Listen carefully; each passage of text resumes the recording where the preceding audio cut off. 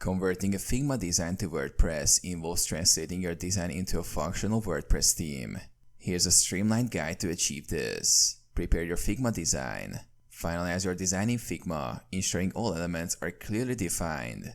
Export assets in appropriate formats. Set up a local development environment. Install a local server environment like XAMPP or MAMP.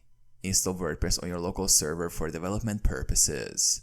Create a WordPress theme. In your WordPress installation, navigate to WP content/themes and create a new folder for your theme. Add essential theme files, style CSS, index.php, and functions.php. Convert Figma layout to HTML or CSS.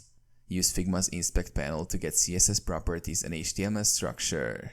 Convert your Figma design into HTML and CSS. Create a basic layout that matches your design. Integrate HTML or CSS into WordPress. Copy your HTML into the index.php file of your theme. Enqueue your CSS and JavaScript files in functions.php using WP-enqueue style and WP-enqueue script. Add WordPress functions. Replace static content with WordPress template text for dynamic content.